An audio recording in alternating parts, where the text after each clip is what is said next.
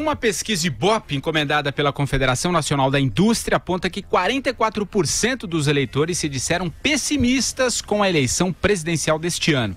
20% dos entrevistados afirmaram estar otimistas com o pleito e outros 22% disseram não estar nem otimistas nem pessimistas. Dentre aqueles que se disseram pessimistas com a eleição, 30% apontaram de forma espontânea a corrupção como o principal motivo. Outros 19% mencionaram a perda de confiança no governo e nos candidatos. 16% apontaram a falta de opções entre os pré-candidatos e outros 11% citaram o fato de serem sempre os mesmos candidatos concorrendo, sem possibilidade de mudança ou renovação. Intitulado Retratos da Sociedade Brasileira, Perspectivas para as Eleições 2018, o levantamento foi realizado entre 7 e 10 de dezembro do ano passado, em 127 municípios e ouviu 2.000 pessoas. Tem mais um recorte da pesquisa, a gente vai falar um pouquinho até sobre o perfil, mas vamos analisar um pouquinho esses dados. Vera, os números da pesquisa representam, de certa forma, um descontentamento, né, com os pré-candidatos, enfim, que estão aí, e um descontentamento também geral com a política, né, enfim. Qual a tua leitura dessa pesquisa? Achei a melhor pesquisa até agora sobre cenários eleitorais e da política. Ela trata de vários aspectos e eu acho que ela consegue captar o que é o paradoxo dessa eleição de 2018, a meu ver, Thiago. Eu escrevi sobre isso numa coluna recente minha, que chamava O Novo Nunca Vem, que é, de um lado, esse clamor pela novidade na política e, de outro, a falta de condições para que ele apareça e prospere, né? A gente já assistiu balões de ensaio que morreram no ar, Luciano Huck, Joaquim Barbosa, agora outros aí chegaram a falar no empresário Flávio Rocha, mas não existe condições dadas para que isso vá à frente, vá adiante. Seja porque os partidos têm a estrutura já muito dominada pela política tradicional, seja porque tem pouco dinheiro na praça para essa eleição, que é uma eleição sem o financiamento empresarial, sem o financiamento de pessoas jurídicas, seja porque essa condição em que vários partidos têm investigados na Lava Jato cria mais ou menos uma blindagem dos partidos contra esses novos. As pessoas precisam confirmar os seus mandatos para manter os seus foros. Então, tudo conspira contra o surgimento do novo na política. E aí, o resultado é esse desalento mostrado pela pesquisa da CNI e Ibope. A corrupção, de um lado, faz com que as pessoas manifestem o desejo de não votar, de não reeleger os mesmos, e, de outro, elas não têm nenhuma opção em que se mirar. Ontem mesmo eu dei uma palestra para um banco aqui em São Paulo, para, enfim, o board do banco, e eles no final perguntavam, mas então quer dizer que você não acredita em renovação? E a gente tem dito isso aqui. Eu tenho sido muito cética quanto a essas taxas de renovação, de que se fala 70%, 60% do Congresso, simplesmente porque não vai acontecer. As pessoas veem um partido aí cheio de bons propósitos, como o Partido Novo, acreditam que ele vai ser massivo já nessa eleição e não será. Ele, se fizer uma bancada de 5 a 10 deputados, vai ser um ganho, vai propor uma grande coisa já de renovação na política, mas ela vai se dar paulatinamente. Acho que ela se dará de uma maneira mais efetiva quando as regras aprovadas agora, mas que entram em vigor a partir de 2020, mesmo assim de forma muito gradual, entrarem em vigor, que são o voto distrital misto, a cláusula de barreira, outros mecanismos que podem permitir alguma dose de renovação. Nessa realmente não se vê no horizonte. E aí, outro dado... Bom, depois a gente fala dos outros recortes. Vamos adiante. Estava acompanhando aqui a sua expressão, Andreasa. A hora você concordava com o que a Vera estava dizendo, a hora não concordava. Qual que é a sua leitura aí da... Não, desculpa, eu não estava fazendo gestos... Então tá. Eu estava lendo alguma coisa aqui relativa à pesquisa, para calcificar o meu raciocínio. Há muito tempo eu venho dizendo aqui que considero um mito e, portanto, um mito forjado do entendimento do desejo do eleitor por renovação. Eu não acredito nisso. E essa pesquisa deixa isso muito claro. Uma coisa, Patrick Santos, é descontentamento. As pessoas estão infelizes. Elas não têm esperança na política. Mas daí a entender que isso seja uma demanda por renovação, eu não consigo encontrar esse dado em lugar nenhum, em pesquisa nenhuma. E venho falando sobre isso aqui há muito tempo. O que me parece muito claro, e a pesquisa mostra isso, o dado mais importante dessa pesquisa para mim, é aquele que diz que as pessoas querem, boa parte delas, eu não sei a percentagem agora, mas é expressiva, que querem alguém com experiência administrativa. Que querem alguém que tenha sido governador ou prefeito, que já tenha administrado, que tenha experiência de gestão. Se isso está verificado na pesquisa, como você justifica também a exigência pelo novo? Se houvesse essa exigência pelo novo, seria uma incoerência fundamental.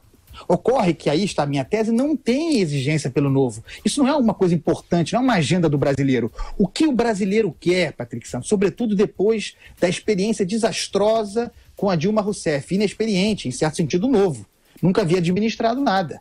Né? Veio com uma chancela de gerentona, mas de experiência burocrática em executivo. O que as pessoas querem é alguém que resolva o problema, velho ou não, novo ou antigo, que venha e convença, por meio do discurso, ser capaz de resolver o problema do brasileiro. Essa é a demanda que a pesquisa identifica. Tem um outro recorte aqui também, eu já passo para você, Madu, que 72%, que é isso que o Andreasa estava dizendo, né? 72% defenderam que o presidenciável tem alguma experiência como prefeito ou governador. Mas enfim, qual que é a tua leitura no primeiro momento, Madu? Eu faço uma leitura pelo lado, não da demanda, mas pelo lado da oferta. Eu concordo com a Vera que as pessoas que dizem vai ter uma renovação profunda, principalmente no Congresso, 70%, eu não acredito nisso. Eu acredito que vai haver uma renovação da ordem de 20%. Mas esses 20%, eles vão ter um significado muito grande na próxima legislatura. 20% no Congresso, com outro tipo de comportamento, com outro tipo de visão da política, podem vir a fazer muita diferença no trabalho conjunto do Poder Legislativo, no conjunto do trabalho do Poder Legislativo.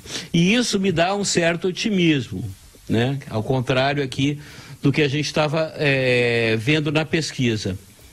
A questão de que você não vai ter muita renovação, ou mesmo de que o eleitor, ele espera alguém que já tem alguma experiência administrativa, principalmente quando se trata de prefeito. O prefeito é aquele, o representante do Poder Executivo que está mais em contato com o público, onde o público realmente tem mais condição de avaliar com precisão, né? Então, aí faz sentido, né, essa expectativa. Não, eu quero alguém que tenha uma experiência anterior de administração. Mas, por outro lado, o eleitor ainda está muito sujeito, muito preso a esquemas mafiosos, a velhos esquemas eleitorais. Aqui no Rio de Janeiro, então, é clássico isso, né? É claro, vai ser um pouco difícil, vai demorar um pouco esse processo de você quebrar esses esquemas. Não, deixa eu só falar uma coisa, porque tem os dados que o Andreasa cobra na própria pesquisa. Quando pergunta para aqueles que se dizem otimistas com as eleições, a razão pela qual eles se dizem otimistas, a primeira razão evocada, com 32% daqueles que se dizem otimistas, é mudança / renovação. A segunda é esperança no voto / participação popular. Quando se pergunta os motivos daqueles que estão pessimistas, a corrupção e não confiar no governo ou em candidatos, perfazem somados 49%.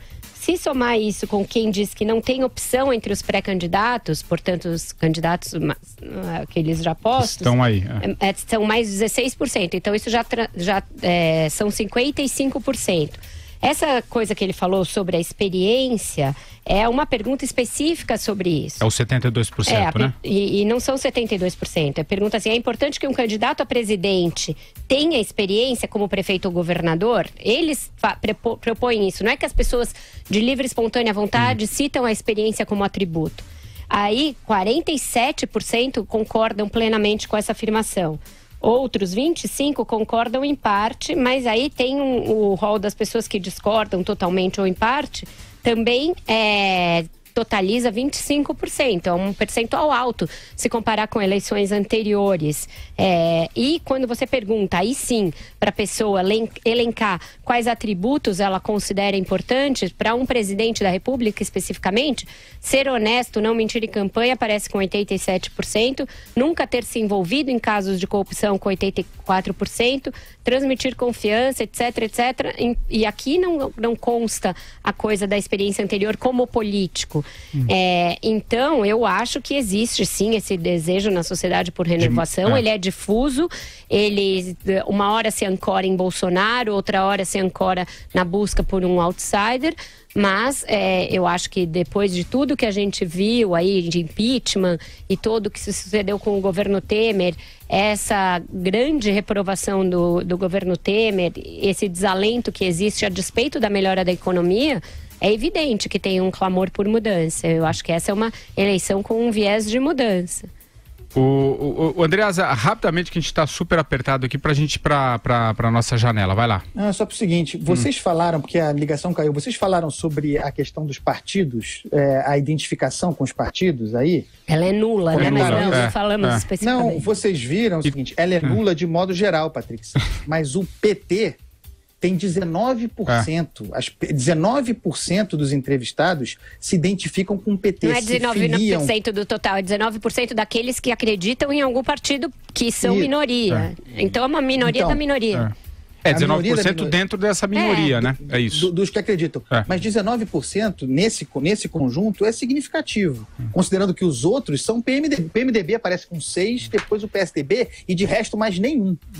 E tem outro dado da pesquisa que infelizmente a gente não vai conseguir falar em função do tempo, mas que é importante também, que no mesmo levantamento indica, né, que a maioria da população prefere um candidato que venha de família pobre, que acredite em Deus e que tenha experiência prévia, isso a gente falou de certa maneira, mas 52% dos entrevistados preferem candidatos de família pobre e 79% disseram concordar. Bom, se até o Dória diz que tem família de origem pobre, todos eles vão arrumar um jeito de fazer voto de pobreza. E 79% disseram concordar que é importante que o candidato acredite em Deus, né? Acho que também isso é um bom retrato. Mesmo não sendo da sua religião. Mesmo não sendo da sua religião. Dilma Rousseff virou carola na campanha, isso daí é tradição. Nós veremos a multiplicação dos crentes como nunca vimos antes, e o importante é o seguinte, como não há uma cobrança você pode acreditar em Deus, mas não ser católico ou evangélico, abre muito o leque aí dessa opção religiosa. E é importante, porque o brasileiro acredita em Deus. E esse é um elemento muito importante e tem peso eleitoral e é muito explorado eleitoralmente.